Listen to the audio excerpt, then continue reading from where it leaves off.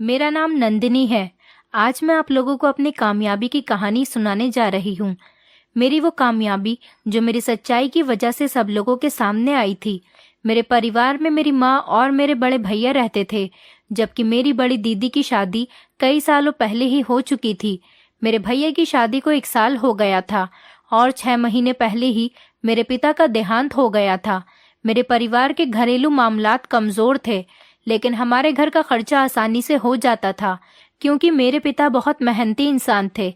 मेरे भैया भी जॉब करते थे, लेकिन जब से उनकी शादी हुई थी तभी से हमारे घर के खर्च और ज्यादा बढ़ गए थे।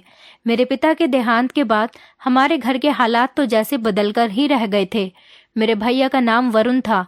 मेरे भैया हम माँ बेटी के साथ बहुत अच्छे थे, लेकिन जिस दिन से मेरे पिता का देहांत हुआ था और घर की सारी जिम्मेदारी मेरे भाई के कंधों पर आ गई थी, उसी दिन से भाई का मिजाज हमसे बदला बदला रहता था। मेरी माँ भी बीमार रहती थी। मेरी माँ को डायबिटीज थी, इसीलिए हमेशा उनकी दवाई चलती रहती थी। एक दिन भैया मेरी माँ से कहने लगे, माँ, मैं अब घर का खर्चा नहीं कर सकता। आप तो जानती हैं कि कितनी महंगाई बढ़ गई है, और फिर मेरी पत्नी भी प्रेग्नेंट है।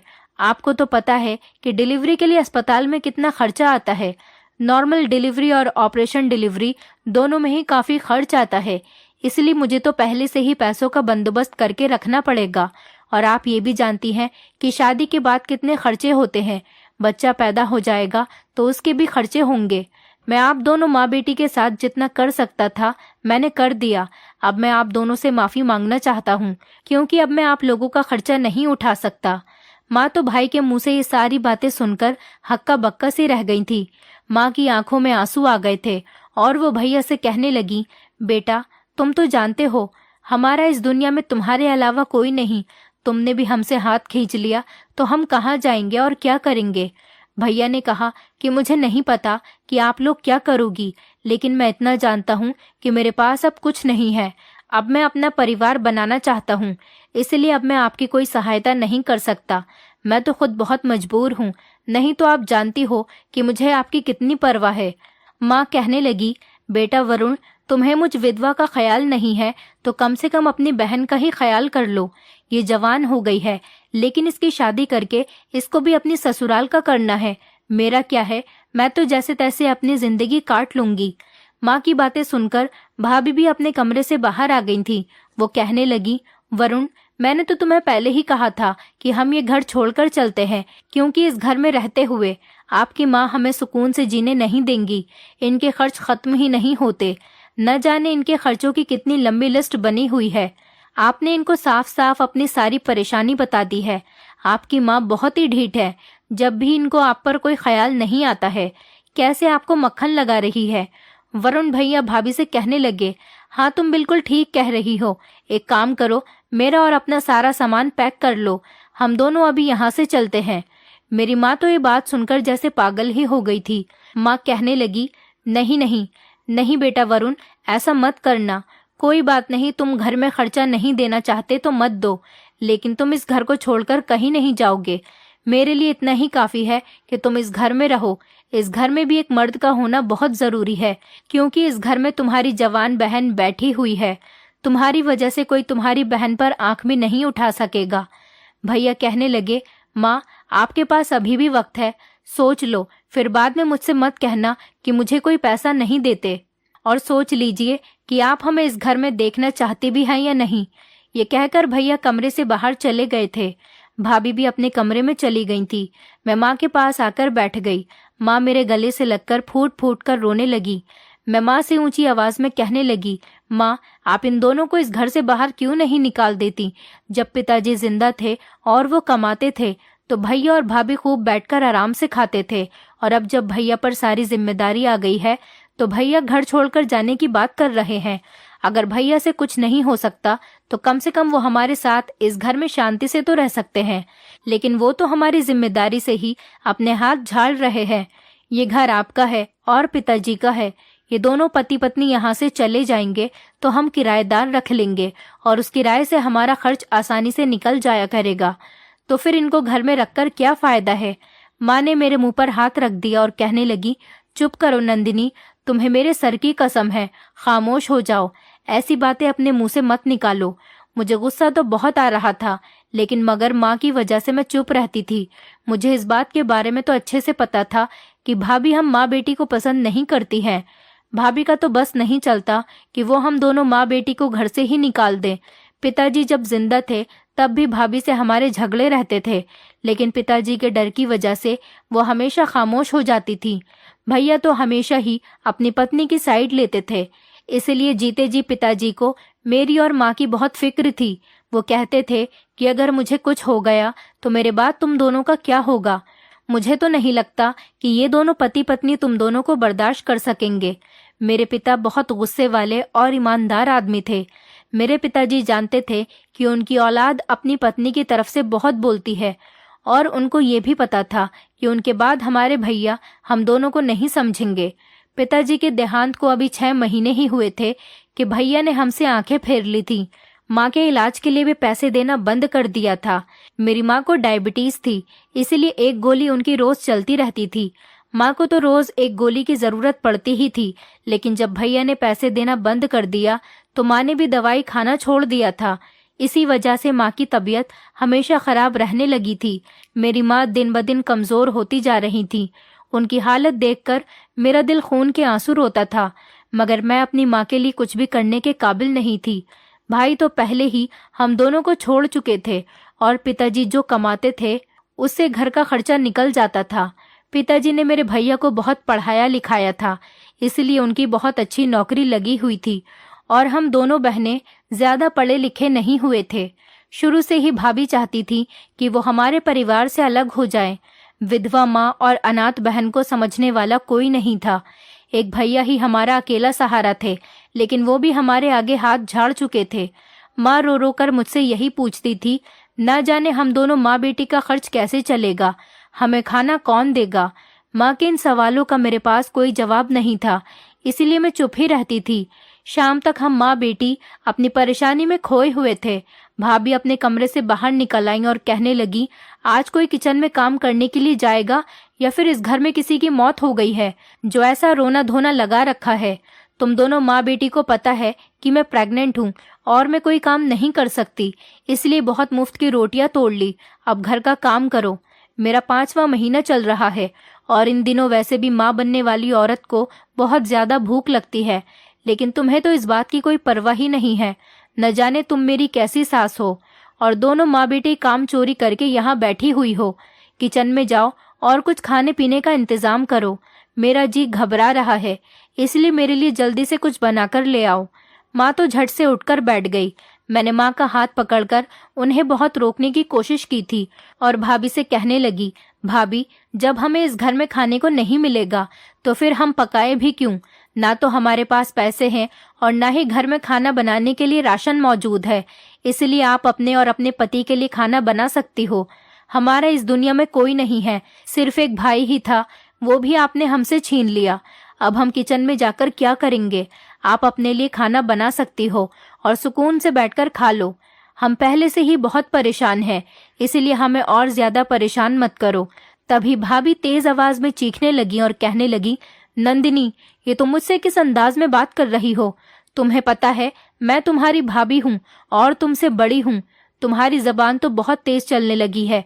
न जाने अपने ससुराल जाकर तुम क्या करोगी। मुझे तो लगता है तुम ससुराल जाकर बहुत जल्दी तलाक लेकर हमारी सूरत पर आकर यहाँ दोबारा से बैठ जाओगी। मैंने भाभी से कहा, पता नहीं मैं बदतमीज हूँ या आपको तो इतनी भी शर्म नहीं आई कि आपने किस तरह से किसी माँ से उसका सहारा और उसका इकलौता बेटा छीन लिया। आपको ये डर नहीं है कि भगवान आपकी गोद से भी आपकी औलाद छीन सकता है। तभी अचानक भैया भी कमरे में आ गए और मेरे करीब आते ही उन्होंने मेरे मुंह पर एक जोरदार थप्पड़ दे मारा था। मुझे नहीं पता था कि भैया घर में आकर हमारी सारी बातें सुन रहे थे। उन्होंने जब मेरी कही हुई बातें सुनी थीं तो उनका अपने आप पर काबू नहीं रहा था और आते ही उन्होंने मेरे मुंह पर थप्पड़ मार दिया था। मैं थर थर कांप रही थी, क्योंकि आज तक मुझ पर किसी ने भी हाथ नहीं उठाया था। मुझे मेरे पिताजी ने और मेरी माँ ने बहुत लाड प्यार से पाला था, क्योंकि मैं घर में सबसे छोटी थी। लेकिन आज मेरे भाई के इस थप्पड़ ने मेरे दिल को बहुत दुखाया था। मैं भागती हुई माँ के कमरे से अपने कमरे में चली गई थी। माँ भी मेरे पीछे पीछे आ गई थी। माँ बहुत गुस्से में लग रही थी। माँ मुझसे कहने लगी, नंदिनी, तुम्हें शर्म आनी चाहिए। तुम सच में बहुत बदतमीज हो गई हो। क्या मैंने यही परवरिश की है तुम्हारी? बड़ों से बोलने की कोई तमीज नहीं रही तुम में। तुम्हें इस तरह की बात नहीं करनी चाहिए थी। जो बच्चा अभी इस दुनिया में आया भी नहीं है, तुमने अभी से ही उसको कोसना शुरू कर दिया। तुम्हारा गिला शिकवा तुम्हारी भाभी से था, लेकिन उस नन्ही मासूम जान से तो नहीं था, जो अभी इस दुनिया में आया भी नहीं, और तुम उसी को अभी से कोस रही हो। मैं माँ के गले लग गई और खूब रोने लगी। मैंने माँ से कहा, माँ, मुझे नहीं पता था, मेरे मुंह से ये शब्द कैसे निकल गए। मेरा बिल्कुल भी ये मतलब नहीं था। मैं उस छोटे बच्चे को कोसना नहीं चाहती थी। मैं तो बस भाभी से कह रही थी। मैं चाहती थी कि शायद भाभी मेरी इस बात से डर जाए और वो हमारे साथ ऐसा व्यवहार ना करे जैसा वो कर रही है। आपको तो पता है कि उन्होंने ही भैया को हमारे खिलाफ किया है। मैं तो बस यही चाहती हूँ कि जिस तरह से उन्होंने हमारे भैया को हमसे अलग किया, इस तरह से उनकी औलाद भी उनके साथ ऐसा कर सकती है। जिस तरह से वो अलग कर चुके हैं, इस तरह से शायद डरकर वो उनका दिल साफ भी कर दे। मुझे क्या पता था कि बात का बतंगड़ बन जाएगा। मेरी माँ का दिल पहले ही बहुत छोटा था। आज वो भी मेरे गले लगकर बहुत रो रही थी। इतनी ही देर में फिर से भैया कमरे में आ गए और कहने लगे, माँ, अगर आपका रोना धोना खत्म हो गया हो तो प्लीज किचन में चली जाओ। मेरी पत्नी को भूख लगी हुई है, उसे खाने की बहुत जरूरत है। जाकर उसके लिए खाना बना दो। माँ ने जल्दी से आंसू पोंछे और भैया से कहने लगी, ठीक है वरुण, तुम फिक्र मत करो, मैं अभी किचन में जाकर बहू के लिए खाना बना देती हूँ। माँ किचन की तरफ चली गई और मैं कमरे में ही बैठकर ये सोच रही थी कि शायद हो सकता है इन दोनों पति पत्नी का दिल नर्म हो गया हो, इसलिए शायद वो माँ से खाने के लिए कह रहे हों। इससे मैंने ये अंदाजा लगा लिया था कि शायद घर में खाना उन दोनों के लिए नहीं बल्कि हम सबके लिए बनेगा। रोते रोते मेरे भी सर में दर्द शुरू हो गया था और जोरों की भूख भी लग रही थी। मैं कमरे में अंधेरा करके लेटी हुई थी। मुझे बाहर जाने से डर लग रहा था। बस यही डर था कि भैया फिर से मुझे मारने न लग जाएं, क्योंकि हमारे भैया अब पहले जैसे नहीं रहे थे। मुझे माँ के आने का इंतजार था कि वो कब कमरे में आएंगी और मुझे आकर खाना देंगी। ऐसे ही इंतजार करते करते रात के 8 बज गए थे। जब माँ कमरे में आई तो मैं जल्दी से उठकर बैठ गई, मगर ये देखकर तो मैं दंग रह गई थी कि माँ के दोनों हाथ खाली थे। मैंने कहा, माँ, आप मेरे लिए खाना लेकर नहीं आई हो? आखिर मेरा खाना कहाँ है? माँ कहने लगी, नंदिनी, सारा दिन काम करने के बाद भी मैं खाली हाथ ही हूँ। पूरा दिन मजदूरी की है किचन में, लेकिन मुझे भी खाना नहीं मिला तो तुम्हें कहाँ से मिल जाएगा? इतना काम तो अगर मैंने नौकरानी बनकर किसी और के घर में भी किया होता तो वहां भी मुझे भूख मिटाने के लिए कुछ तो खाना मिल ही जाता। मगर ये तो मेरी अपनी सगी औलाद है, इसलिए तो मुझे नौकरानी की तरह काम करने के बाद भी मुझसे एक बार भी खाने को नहीं पूछा। यहाँ तक कि साफ इनकार कर दिया कि ये खाना तो सिर्फ हम दोनों के लिए ही है, आप अपना इंतजाम कहीं और से कर सकती हो। मैं जाकर माँ के पास बैठ गई और माँ से कहने लगी, माँ, आपको भूख लग रही है? माँ ने हमेशा की तरह सिर हिला दिया और मुझे देखकर उनकी आंखों में आंसू आ गए। माँ की आंखों में आंसू देखकर मेरा दिल बहुत दुख रहा था। मैं जानती थी मेरी माँ डायबिटीज की मरीज है, इसलिए उनसे भूख बर्दाश्त नहीं हो रही होगी। मैंने माँ से कहा, माँ, आप फिक्र मत करो, मैं कुछ इंतजाम करती हूँ। मैं इतना कहकर कमरे से बाहर जाने लगी तो माँ ने मेरा हाथ पकड़कर मुझे बाहर जाने से रोक दिया। मैंने कहा, माँ, क्या बात है, मुझे क्यों रोक रही हो? माँ ने अपने दोनों हाथ मेरे सामने जोड़ दिए और कहने लगी, तुम बाहर जा रही हो, लेकिन मुझे किसी नई मुसीबत में मत फंसा देना। मैं नहीं चाहती कि तुम्हारे भैया इस घर से चले जाएं। तुम्हें पता है ना, जब तक घर में कोई मर्द होता है तब तक किसी की मजाल नहीं होती उस घर पर आंख उठाकर भी देख सके। वहाँ की औरतें हमेशा महफूज रहती हैं। अगर घर में मर्द न हो तो दूसरे मर्दों को रास्ता मिल जाता है और फिर लोग बातें बनाना शुरू कर देते हैं। इसलिए नंदिनी, कोई भी ऐसा काम मत करो जिसकी वजह से मुझे किसी परेशानी का सामना करना पड़े और तुम्हारे भैया नाराज होकर इस घर को छोड़कर चले जाएं। मैंने कहा, माँ, आप फिक्र मत करो, मैं ऐसा कुछ भी नहीं करूंगी। मैं आपको कभी परेशान नहीं करूंगी और ना ही मैं आपको परेशान देख सकती हूँ। आपको आपकी बेटी पर भरोसा है ना? माँ ने हाँ में सिर हिलाया। मैंने कहा, तो ठीक है, फिर आप अपनी बेटी पर भरोसा करो, मैं ऐसा कुछ नहीं करूंगी जिसकी वजह से मेरी माँ दुखी हो जाए। ये कहकर मैं कमरे से बाहर निकल आई। अच्छा था कि भैया भाभी कमरे में बैठे हुए थे और घर का आंगन खाली पड़ा हुआ था। चुपचाप मैं घर से बाहर चली गई थी। मैंने पड़ोस में ही रहने वाली आंटी का दरवाजा बजाया। हमारे पड़ोस में सुष्मिता आंटी रहती थीं। वो बहुत अच्छी औरत थी और मेरी माँ की उनसे अच्छी दोस्ती थी। मुझे उम्मीद थी कि वो मेरी मदद जरूर करेंगी। सुष्मिता आंटी नौकरी करती थी और अपने घर में अकेली रहती थी। पति तो उनके काफी सालों पहले ही मर गए थे। उन्होंने अपनी बेटी को खूब पढ़ाया लिखाया और उसकी शादी अच्छे घर में कर दी थी। मैंने दरवाजा बजाया तो सुष्मिता आंटी ने दरवाजा खोला। वो मुझे देखकर हैरान हो गई थी क्योंकि उस समय रात के 9 बज रहे थे। वो मुझसे कहने लगी, क्या बात है नंदिनी बेटी, इतनी रात को तुम यहाँ? सब खैर तो है ना? तुम इस समय हमारे घर पर कैसे आ गई? मैंने कहा, आंटी, माँ को बहुत भूख लग रही है और घर में कुछ खाने के लिए भी नहीं है। आपके पास थोड़ा सा खाना मिल जाएगा? अगर हो तो आप मुझे दे दो। ये बात सुनकर तो आंटी की आंखों में भी आंसू आ गए थे। तुम्हारे घर में खाने के लिए क्यों कुछ नहीं है? मैंने कहा, भैया ने मेरा और माँ का खर्च उठाने से मना कर दिया है। माँ ने आज सारा दिन किचन में काम किया है। इसके बावजूद भी हमारे पास खाने के लिए कुछ भी नहीं है। आंटी ने जल्दी से अपने घर में जितना भी खाना बचा हुआ रखा था सब मुझे दे दिया। मैं उनसे थैंक यू बोलकर घर को वापस आ गई थी। माँ को खाना खिलाया तो वो भी बहुत खुश हो गई थी और कहने लगी, तुम ये खाना कहाँ से लाई हो? मैंने उनको बताया कि मैं ये खाना सुष्मिता आंटी के घर से लेकर आई हूँ। उन्होंने मुझसे कहा कि नंदिनी, तुमने किसी के घर जाकर खाना क्यों मांगा? मुझे तुम्हारी ये बात अच्छी नहीं लगी। किसी के घर जाकर इस तरह खाना नहीं मांगते। मैंने तो कभी तुम लोगों को किसी के आगे हाथ फैलाना नहीं सिखाया। मैंने माँ से कहा, माँ, जब हमारे अपने ही हमारा साथ नहीं देते तो फिर दूसरों से मदद मांगना तो हमारी मजबूरी बन जाता है। माँ कहने लगी, नंदिनी, मुझे तुम्हारी जबान से बहुत डर लगने लगा है। आजकल तुम बहुत बोलने लगी हो। तुम जरूर मेरे लिए कोई नई मुसीबत खड़ी कर दोगी। देखो, मैं तुम्हारे हाथ जोड़ रही हूँ। जब तुम्हारे भैया ने हम पर जुल्म करना शुरू कर दिया है तो तुम भी अपने भैया के जैसे ही मत बनो। तुम्हारी ये बातें मुझे बहुत परेशान कर देती है। क्या तुम्हें ये अच्छा लगेगा कि तुम्हारी ये अजीब अजीब बातें सुनकर मेरी तबीयत खराब हो जाए?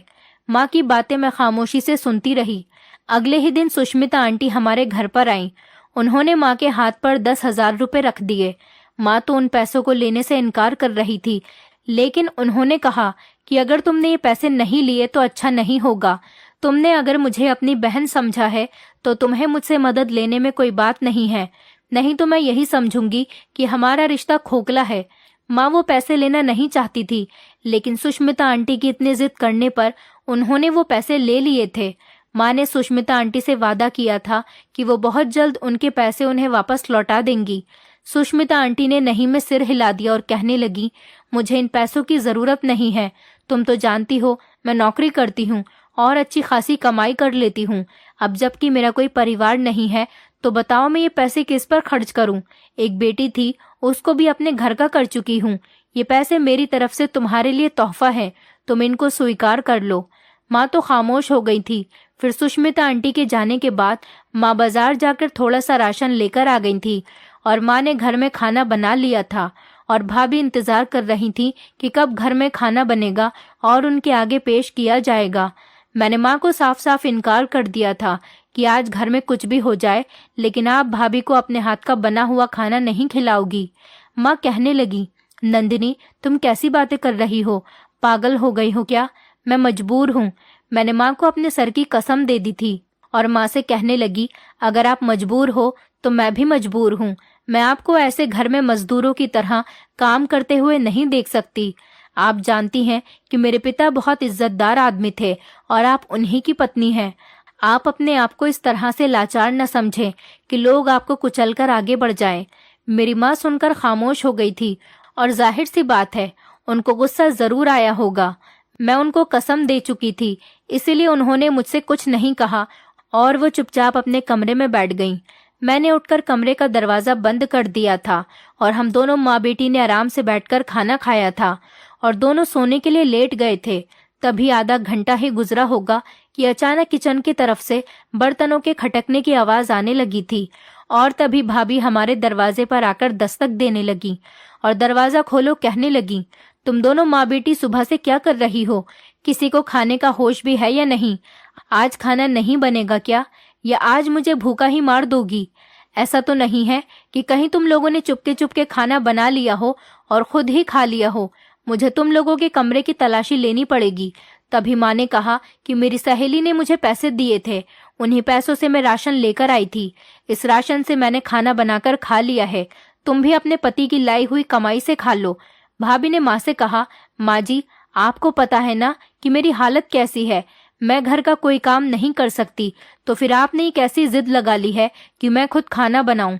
तभी अचानक मैं बोल पड़ी और मैंने भाभी को जवाब दिया कि अगर आपकी हालत ठीक नहीं है तो फिर आपको भगवान से डरना चाहिए। माँ मेरा हाथ पकड़कर झटकने लगी और कहने लगी, तुम चुप रहो, मैं बात कर रही हूँ ना। मैं खामोश होकर बिस्तर पर जाकर लेट गई थी और भाभी भी चुपचाप वहां से चली गई।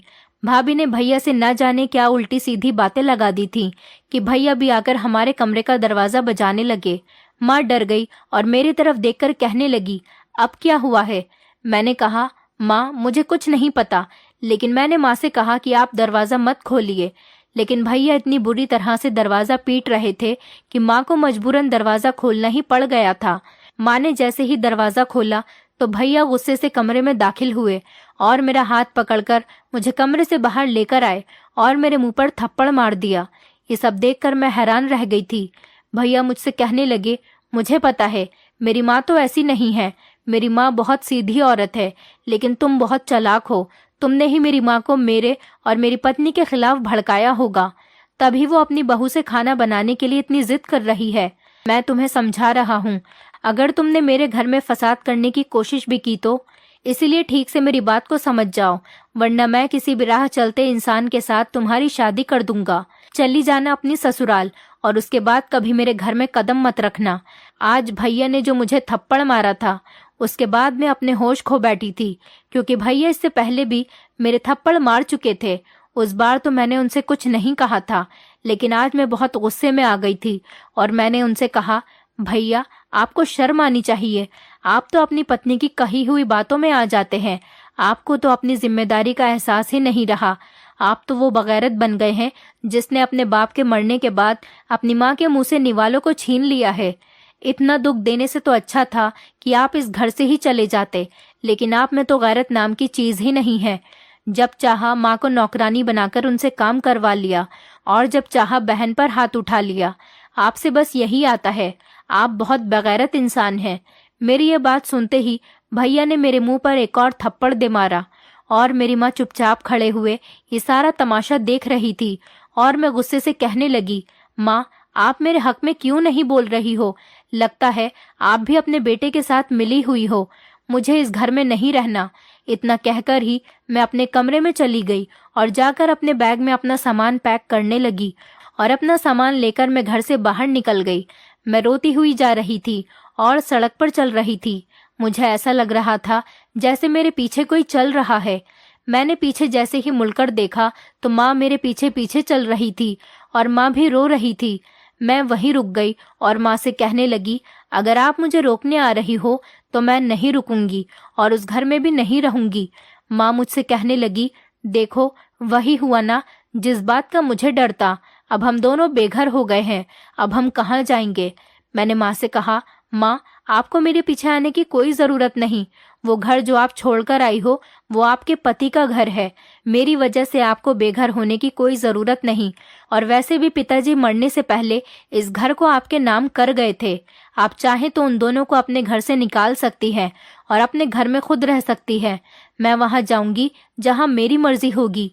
माँ कहने लगी, मैं अपनी जवान बेटी को ऐसे दर दर की ठोकरें खाने के लिए नहीं छोड़ सकती।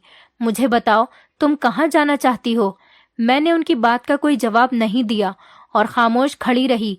मेरे चुप रहने पर माँ रोने लगी और कहने लगी, हे भगवान, ये दिन देखने से पहले ही तू मुझे अपने पास बुला लेता। माँ की बात सुनकर मेरा दिल बहुत दुखने लगा था, इसलिए मैंने जल्दी से माँ का हाथ पकड़ लिया और कहने लगी, आप ऐसी बातें मत करो। माँ कहने लगी, अच्छा ठीक है, ये बताओ तुम कहाँ जा रही हो? मैंने कहा, बस मैं मामा जी के घर जा रही थी। माँ मेरी बात सुनकर मुस्कुराने लगी और कहने लगी, इतनी परेशानियों में घिरने के बाद मैं अपने मायके को तो भूल ही गई थी। चलो अच्छा है, तुम अपने मामा के घर जा रही हो। तुम्हारे मामा हमें देखकर बहुत खुश हो जाएंगे। वैसे भी मेरी भाभी और मेरे भैया मुझसे बहुत प्यार करते हैं, वो हम दोनों को अपने घर में जगह भी दे देंगे। जैसे ही मैं मामा के घर पर गई तो माँ ने और मैंने मामा को अपने घर की सारी परेशानियों के बारे में बता दिया था। मामा जी और मामी हमें देखकर बहुत खुश हुए थे और उन्होंने कहा था कि अब तुम हमारे घर से कहीं नहीं जाओगी, क्योंकि मामा और मामी मेरी माँ से बहुत प्यार करते थे। मेरी मामी बहुत अच्छी थी। उन्होंने हमेशा मेरी माँ को कभी अपनी नंद नहीं बल्कि अपनी सगी बहन ही समझा था। मेरी माँ के माता पिता तो काफी सालों पहले ही गुजर चुके थे। मेरे और भी मामा थे, लेकिन वो दूसरे शहरों में रहते थे, इसलिए कभी कभी हम अपने शहर में रहने वाले मामा के पास ही आ जाते थे। मामी ने मेरी माँ से कहा कि दीदी, आपको फिक्र करने की कोई जरूरत नहीं है, यह आपका ही घर है। आप हर तरीके से खुशी खुशी इस घर में रह सकती हैं और जो चाहे मर्जी खाओ पियो। मेरी मामी नर्स थी और वो एक नर्स की नौकरी किया करती थी। नौकरी के लिए वो सुबह ही घर से निकल जाया करती थी और घर के कामों के लिए उन्होंने नौकरानी रखी हुई थी। मामा के घर पर मैं और मेरी माँ बहुत सुकून से रह रहे थे। हमें यहाँ आए हुए 3 हफ्ते गुजर चुके थे। एक दिन मेरी मामी की अचानक ही तबीयत बिगड़ने लगी। माँ भी मामी की तबीयत की वजह से बहुत परेशान हो गई थी। मामी कहने लगी कि परेशान होने की कोई जरूरत नहीं, मेरी तबीयत सिर्फ मौसम की वजह से खराब है। इन दिनों लोगों की तबीयत खराब होती रहती है, बुखार है, जल्दी ही उतर जाएगा। मगर मामी को इस बात से परेशानी थी क्योंकि उन दिनों अस्पताल में बहुत ज्यादा मरीज आ रहे थे और उनको छुट्टी नहीं मिल रही थी। मामी से कह दिया गया था कि अगर आपने छुट्टी की तो आपको नौकरी से निकाल दिया जाएगा। मेरी मामी इस नौकरी को छोड़ना नहीं चाहती थी क्योंकि उनके पास कोई औलाद नहीं थी। वो कहती थी कि मैं अस्पताल जाती हूँ तो मेरा दिल लगा रहता है, वैसे भी मैं पूरे दिन घर में अकेली रहती थी। तुम्हें तो पता है, तुम्हारे मामा भी काम पर चले जाते थे और मैं अकेले घर में रहकर दीवारों को ताकती रहती हूँ, इसलिए मैंने इस नौकरी को शुरू कर दिया है। मैं नहीं चाहती कि ये नौकरी मेरे हाथ से चली जाए। मामी परेशान थी कि अब क्या होगा, तो मैंने कहा मामी, अगर आप इजाजत दें तो मैं आपकी जगह नौकरी पर जा सकती हूँ। मामी को भी ये आइडिया अच्छा लगा था। वो कहने लगी, ठीक है, मैं डॉक्टर से बात करूंगी, अगर वो परमिशन दे देंगे तो तुम चली जाया करो। उन्होंने डॉक्टर से पूछा तो डॉक्टर ने इजाजत दे दी थी क्योंकि मामी की तबीयत सच में बहुत ज्यादा खराब हो गई थी। वो अस्पताल जाने की कंडीशन में नहीं थी, जबकि अस्पताल में भी किसी की जरूरत थी। इसी तरह से मैं मामी की जगह पर अस्पताल जाने लगी थी और तब मुझे मामी ने एक बात कही थी। वो कहने लगी, नंदिनी, मेरी एक बात याद रखना, दुनिया चाहे इधर की उधर हो जाए, डॉक्टर तुम्हें बहुत लालच देंगे, लेकिन तुम किसी भी डॉक्टर से पैसे मत लेना और ना ही किसी से फिजूल बात करने की कोशिश करना। मैं मामी की बात को अच्छे से समझ गई थी और अस्पताल जाना शुरू कर दिया था। मैं अपने काम से काम रखती थी। वहां पर एक सीनियर नर्स थी जो मुझे काम बता दिया करती थी। मुझ पर ज्यादा काम का लोड नहीं था क्योंकि मुझे ये काम अच्छे तरीके से नहीं आता था। बस मुझे मरीजों का ख्याल रखने के लिए कहा जाता था और जैसे ही किसी मरीज की तबीयत अचानक बिगड़ने लगती थी तो मैं डॉक्टर या किसी दूसरी नर्स को वहां पर बुलाकर लाया करती थी। ऐसे ही दिन गुजरते चले जा रहे थे। मैं अस्पताल में किसी से भी फिजूल बात नहीं करती थी। एक दिन एक छोटी उम्र की नर्स मेरे पास आकर बैठ गई और मुझसे कहने लगी, तुम बहुत उदास सी रहती हो, किसी से ज्यादा बात भी नहीं करती हो, ऐसा लगता है जैसे तुम किसी वजह से बहुत परेशान हो। मैंने उसे अपने बीते हुए कल की सारी बातें बता दी थी। आज मेरा दिल बहुत दुखा हुआ था। मैं खुद पर काबू नहीं पा सकी थी और अपने सारे गुजरे हुए हालात उसको बता दिए थे। मेरी बातें सुनकर वो भी उदास हो गई थी और कहने लगी, तुम भी अपने लिए कोई अच्छी सी नौकरी तलाश कर लो। जो लड़की अपने पैरों पर खड़ी होती है वो बहुत मजबूत होती है। बल्कि ऐसा करो, जब तक तुम्हारी मामी अस्पताल नहीं आ जाती तुम थोड़ा बहुत अपनी कमाई कर लो। मैं उससे कहने लगी, ये कैसे मुमकिन हो सकता है? वो कहने लगी, मेरे पास एक काम है जो बहुत आसान है, क्या तुम उसको कर सकती हो? मैंने हैरानी से उसकी तरफ देखा। आखिर पैसे कमाने के लिए कोई काम इतना आसान कैसे हो सकता है? मैंने कहा, क्या बात है, तुम क्या कहना चाहती हो? उसने मुझे बताया कि यहाँ एक लड़की काम करती है जो कि आजकल अस्पताल नहीं आ रही है। वो लड़की मेरा ये काम कर दिया करती थी। इसी अस्पताल से जुड़ा हुआ एक और अस्पताल भी है। यहाँ से कुछ सामान उस अस्पताल लेकर जाना होता है। तुम अगर मेरी इस काम में मदद करोगी तो मदद करने के बदले तुम्हें पैसे मिलेंगे जिनसे तुम अपना खर्च पूरा कर सकती हो। मैंने उस नर्स की ऑफर एक्सेप्ट कर ली थी, लेकिन मुझे ये नहीं पता था कि कौन सा सामान वहां देकर आना है। और उसने मुझे ये भी कहा था कि इस बारे में तुम्हें किसी को नहीं बताना, क्योंकि हर नर्स तलाश में रहती है कि ये काम उसे दिया जाए। ये काम हर किसी के बस की बात नहीं, क्योंकि ये भरोसेमंद इंसान का काम है। तुम मुझे भरोसेमंद लगती हो। तुमने मुझे पहली ही मुलाकात में अपनी पूरी स्टोरी सुना दी। इसका मतलब तुम बहुत भरोसेमंद हो और तुम मुझ पर भी भरोसा करती हो। और मैंने ऐसा ही किया। मैंने ये बात मामी से छुपा ली थी। वो नर्स जब भी ऑपरेशन रूम में जाती थी, तभी वहां से एक थैली लेकर आती थी और मुझसे कहती कि इस पते पर जाकर ये थैली तुम्हें पहुंचानी है। उस पते पर जब मैं गई तो वहां एक बहुत बड़ा अस्पताल बना हुआ था। उस अस्पताल में जाकर मुझे वहां के चपरासी से मिलना था और उसको ये थैली देकर आना था। मैं ठीक ऐसा ही करती थी। वहां जाकर वो सामान देकर आ जाती थी। बदले में वो मुझे हजारों रुपए देती थी। इसी तरह से एक हफ्ते में मैंने 40,000 रुपए कमा लिए थे। उन पैसों को देखकर मैं बहुत खुश होती थी, क्योंकि ये मेरी कमाई के पैसे थे। अब शायद हमारे हालात ठीक हो जाते। आखिर इस छोटे से काम के लिए मुझे इतने ढेर सारे पैसे मिलते थे, मगर मैं